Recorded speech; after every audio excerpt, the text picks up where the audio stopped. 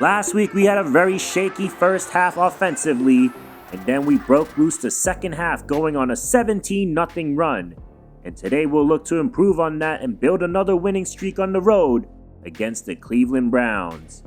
Thank you guys so much for watching. For more content like this, please hit the like button and subscribe, and comment how you would fix our offense this offseason. So after last week's win, we now know that we don't have any breathing room, because even with the win, we are just holding on to the 7th seed for now. And currently we have 4 other teams that are right behind us, lingering around trying to steal this spot. So no room for error at this point of the season. And we'll need to rely on guys to pick it up like Marvin Mims Jr., who finally caught a touchdown pass, and it's been quite some time, and hopefully he can create his own little streak after the last game. Defensively, Carl Barrington has been a really good outside corner for us, and he picked up his first interception last game. And our defense is the base of our current success. And along with that, our linebackers were so much fun to watch. Drew Sanders got to Bryce Young twice last game and has been very effective against the run all year, and still developing in his coverage skills. Devin Bush, on the other hand, has been phenomenal and leading the team in tackles, and he's been all over the field, and he's beginning to convince me that he deserves a contract extension if he keeps this up. And today we will be tasked with stopping maybe the best running back in the league in Nick Chubb, so our guys up front will have their work cut out for them. The Browns are shockingly the worst defense to date and currently hold the worst record in the NFL in this series. Even so, the best player in the field today has to be Myles Garrett, who's a beast all around, and unfortunately he's beginning to regress now at superstar development, but still a very good player, and we'll see the rest of the Browns roster before we jump in. Deshaun Watson is at quarterback, Nick Chubb is at running back, fullback is Derek Parrish, receivers are Elijah Moore, Allen Robinson, and the rookie Devion Tate taking the place of Amari Cooper, who went to the Tennessee Titans. Tight end is David Njoku, left tackle is Jedrick Wills, left guard is Joel Petonio, center is Ethan Pocic, right guard is Wyatt Teller, the right tackle is Jack Conklin. On defense, Zadarius Smith and Myles Garrett are at edge, interior linemen are Dalvin Tomlinson and Poona Ford, off-ball linebackers are Jordan Hicks, the rookie Allen James, and Jeremiah Owusu-Koramoah. Corners are Denzel Ward, Greg Newsome, Martin Emerson Jr., and maybe some Cameron Mitchell as well. And the safeties are Juan Thornhill and Grant Delpit. Should be a fun one today against this Browns team that has some good talent on their roster, even though their record doesn't reflect that in today's game. And I have a feeling it's due to the lack of production from their quarterback position, as they too, like the Broncos, made one of the worst trades in NFL history. He'll have a chance to prove us wrong today. The Browns will start this game on offense. Cunningham boots this away, and Week 14 has officially started, as this is a touchback and Deshaun Watson leading the Browns team. I mean, let's just have an honest conversation. He's not the same guy that he was in Houston, and the Texans are living good right now with CJ Stroud and Tank Dell and some other key pieces, while the Browns in this series are struggling to not be in last place. He's off to a great start here as Njoku will start this game, taking this all the way down midfield. Drew Sanders just got smoked by Njoku's speed, and a tough way to start this one for the Broncos defense, as Chubb will power through and break through a few tackles to pick up some extra yards, but the rookie Glenn Ramsey is injured on the play. He would not return to this game. Back to the action we go. It's a play fake, throwing this towards the sidelines, but that's off the mark. And another Bronco is down. Zach Allen is also running to the locker room, and he too would not be returning to this game. So now we're down our starting defensive ends. And Chubb will take advantage of that and pick up the first down. That's the guy we need to keep our eyes on, because once he gets hot, there might not be a way to stop him. As this pass is once again caught by Njoku, and he'll be taken down for another nice gain. With the way their receiving room is, it makes sense why Njoku gets more targets in this season. As Chubb with another nice run, and he's just short of the first down marker. And now third and very short. Sending pressure here, and down he goes. Watson gets clobbered by Caden Stearns, and he didn't even have time to react. That will lead them to take a long field goal try. Kick is up, and just enough leg to sneak through the uprights. Now trailing by 3. Jameis Winston leading this Broncos offense out. And reality is our friend up to this point. Our defense has been fantastic, but offensively we have struggled, and Winston has pretty much been inconsistent all year, even though we are winning games. Still a lot of season to make us change our minds about him. As Banks gets propelled backwards for a loss by Myles Garrett. A nice little welcome to the NFL moment for Banks on the play, as Winston's first passes to the flat and immediately dropped down for no gain. He didn't see anything downfield, but the check down resulted in no gain either. Now on 3rd down, he throws over the middle and connects with the rookie Whitworth for a first down. Whitworth displaying he's more than his speed with excellent route running on that play, as Mostert with his first carry goes nowhere. Second time on this drive, Martin Emerson Jr. with the tackle at the line of scrimmage. Quick toss to the right, and Mims holds on for a short gain. And another chance to convert here on 3rd down. He throws left, and that almost went for 6 the other way. Lucky Newsome wasn't able to hold on, and the Broncos will punt on their opening drive. Watson will come back out after the punt, and we're in danger of trailing even further. First play is a run with Chubb. He catches the edge and breaks free. And luckily, Caden Stern gets there in time. Otherwise, Chubb would have seen a lot of green grass all the way through. As Watson fakes this to Chubb, and he's got plenty of room. Taking this past the 50-yard line, and the Browns are killing us on the ground in 2 plays. Few fresh set of downs. They go with a play fake, but Nate Gills brings him down. Add another sack to his terrific season as he continues to build his case for Defensive Rookie of the Year. And this throw is broken up. Alex Singleton, who hasn't seen much playing time this year, just made the most of it. And it's 3rd and very long. It's a screen to Chubb. Flag on the play, and he'll get tackled down well short of the first down marker. And it's a holding call, so therefore we'll deny it. The Browns will also end up punting. Later on in the second quarter, it's been a rough day for the running game. Banks has less than 10 yards, and we're about to enter halftime with another dreadful offensive performance. As he matches his yards for the day on that one run, and maybe that'll jumpstart the offense. They go back to him, but that's what it's been like all day. The offensive line is just not creating enough space for Banks to even find a yard. Winston throws, and that's caught on the outside for a first down. Only 47 yards all game on 7 completions. As that pass isn't close near the sidelines, it's been a rough half of the offense, and for the 2nd straight week now. Throwing on 2nd down, and that's complete to Whitworth for another catch. He's just short, and it'll be 3rd down. Throwing to Whitworth again, but that's too far out of his reach. And a disappointing offense here in the first half once again. We'll jump into halftime as the Browns run out the clock, and for 2 consecutive weeks now we have put up no points in the first half. Running game has been lacking, and it's excruciating to watch, and some things need to change, if not now, then in the off-season. Halftime report. Baltimore is hosting the Raiders, and they lost. Big upset there as both quarterbacks only threw 11 times each. Titans looking to stay relevant in the playoff hunt, but currently trailing on the road to the Bears and struggling to find the end zone. The Bills are right behind us in the standings and off to a great start against the Rams. We'll keep a lookout on them throughout the rest of this season. In this game, our defense has had some early trouble against the runs, but only held them to 3 points. But if we don't have better drives on offense, we might tire our defense out and lose this game. Start of the 3rd quarter, at least the Broncos offense showed up to the field. They go to Banks, makes a move, but unable to go further, and another injury on the field, but Marvin Mims will return later on. Man in motion, it's Whitworth getting the push pass. Gets a block, has speed, down the sideline he goes. One man to beat, Thornhill can't catch up and he's in. Touchdown Kendrick Whitworth with another electric play. Running past the entire Browns defense as he's in the end zone glaring at the shocked fans in the stadium. That had to be the best play on offense I've seen all year.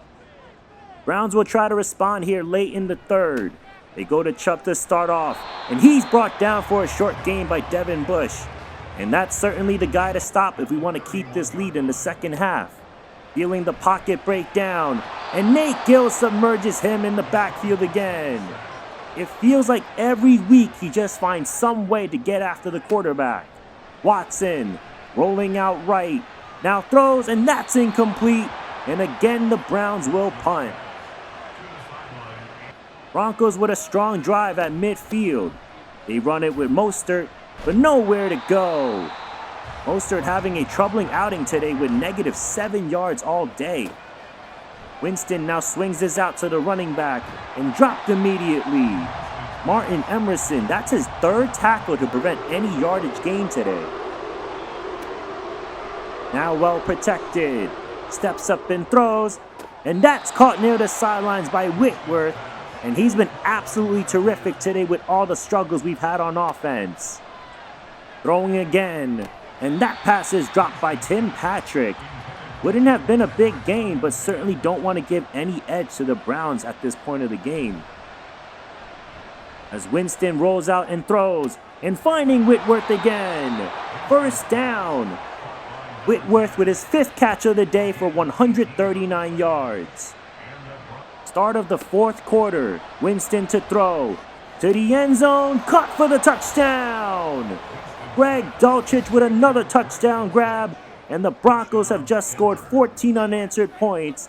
Now leading by 2 possessions. Shades of last week, where all of a sudden we woke up offensively in the second half.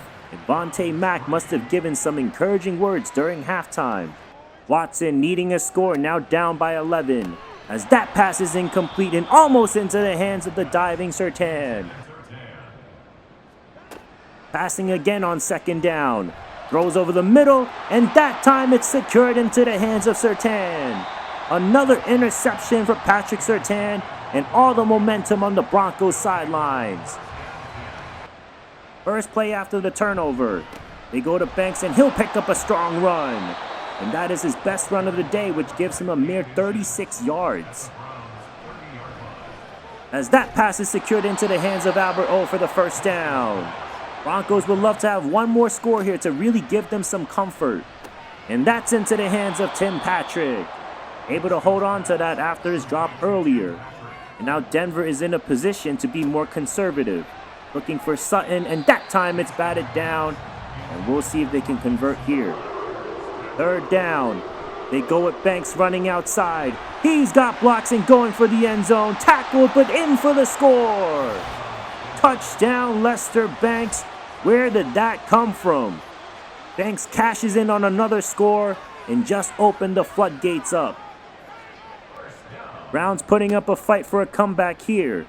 He throws this out for Chubb, but he won't go far. Surtain with a nice tackle there for a short gain. Being chased now. He dumps this off. Chubb with space, but a nice job by the Broncos collectively to bring him down to force a third down. Sending pressure now. He throws, and that's caught over the middle for a first down. Play fake. Feeling pressure, and down he goes. Riley Moss got to him as Ethan Pochich was shaken up on the play. Second and long after the injury timeout. He throws this towards the sidelines and caught. First and goal inside the 5 as the backup Brock Wright able to haul that in. Watson to the end zone, and that's broken up. Try to squeeze it in, but Barrington able to disrupt that play. Trying again. Watson working the pocket and throws, and that's caught for the touchdown. Cedric Tillman will keep this game alive as the Browns close the gap back to a 2-possession game. The Broncos just need a first down to secure the win. They go with Banks running right. He cuts, gets a block, and there he goes. Another touchdown to put the dagger on this game. And Banks, who had under 30 yards in the 4th quarter, just finished the game going over 100 rushing yards. And I think after the game that he's had, this one probably feels really good. And even though we just needed a first down to secure the win, I'll never fault a guy for getting us more points on the scoreboard. However, he did cost us this final touchdown again to Tillman, but at that point, that was just for Watson to pad his stats, because we will once again come away with the win. Another weird game, putting up no points in the first half, and then we kind of put things together. But overall, it was a messy game where we struggled to move the ball and find the end zone. I can't even count the last touchdown by Banks personally because mathematically the game was already over. But I think this has become a very telling moment for us that we have a quarterback issue. And once again, Winston able to build up a nice stat line, but somehow it feels we could have done more and be more explosive. He just doesn't make the throws that we need him to make consistently, and it makes us a one-dimensional team where we need to rely on the run, and it leads to a lot of 3-and-outs. It really is because of our defense that we basically survive these types of games. And in reality, that won't be sufficient when we face much better teams than the Panthers last week and these Browns. Games are going to be more difficult and more important as the rest of the season plays out, and if we don't fix how we play in the first half of games, we might be in situations where teams can run away early and we'll be completely out of luck at that point. But we still pick up a win, which is a good thing, and we should be proud of that. It's just that we could be doing more to at least have a more robust offense, especially with the new young pieces that we are developing. And hopefully we don't need to rely on our defense too much, because we just lost 3 key players and we may be in trouble for the next few weeks, as Nick Bonito, Zach Allen, and Glenn Ramsey are all injured. But at least the bright side is we now hold the 6th seed for at least one more week, but with those injuries, it feels like we're hanging on by a thread. Before we end the episode, we'll have some draft talks. Today we get to do some tight ends and wide receivers. Let's start with some tight ends. In my opinion, this tight end class isn't strong whatsoever, and I had a really hard time narrowing down some guys that are athletic enough with good size. And ultimately, I had to do some real deep dive digging. And I'm scrolling down, so this way if you see anyone you'd want me to check out, just leave it in the comment section. I promise I'll look into it. So it came down to really 2 guys that I want to show you. Chris Devlin is projected to be the best tight end in his class. He's got good size and a pretty good athlete. I do wish that his acceleration and COD was better though, and he's a decent route runner, but I have more of a 3rd or 4th round grade on him. The next one is a bit more exciting. It's Brian Correa. He's a 6'8", 251 pound, just a massive player out of Ohio State, currently projected to be undrafted. He's a very good athlete, as you can see, but I think the downside to his player value could be that he has C awareness and F for injury, which is probably hurting his draft stock. On to the receivers we go. This class is filled with a variety of players, and I wouldn't mind taking one, but of course we still have a lot of other needs to fill.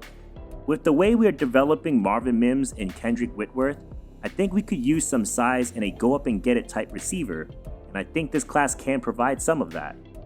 I like looking at releases and route running to make my judgments on receivers, and their athleticism is really more of a bonus. Granted, that wasn't our experience when we took Kendrick Whitworth in the 7th round. He was all speed with some route running, and it turned out to be the best, and now increasing his role to be our future number 1 receiver. He's got kind of like a Stephon Diggs story to him, but obviously a bigger athlete than Diggs was. But here's 6 guys I want to address today before we close this episode out. Eddie Watts is a top receiver in this class at 6'1", 183 pounds, so a bit light at 21 years old. And fun storyline is he too went to Oklahoma, the same school as Mims and Whitworth, so it could be fun reuniting these guys to play together again. He's an above average athlete with great speed, and his release is great, but maybe some question marks on route running and hands, but potentially a good player that could be great. Cole Jackson has a bit more mass at 234 pounds out of Alabama. He's a pretty good athlete for his size, and my favorite part about his game is his route running and hands. Not much to be concerned about, I just think he's one of the best receivers in this class. Philip McCall is a lengthy 6'5", and he's just 21 years old. He's quite slim for his frame at 220 pounds, but he makes up for it in his athleticism. He's one of those guys that we put our focus scouting on. He certainly got the traits that I enjoy, and I would put an early 2nd round grade on him. Cam Holcomb has to be talked about because of his 6'8", 234-pound frame. He's only 21, but my biggest concern is his athleticism. Marginal to decent speed might make him more of a tight end than receiver for me, and D release won't cut it for him to be productive in our system. He does have good hands. I just have a late 3rd to 4th round grade on him.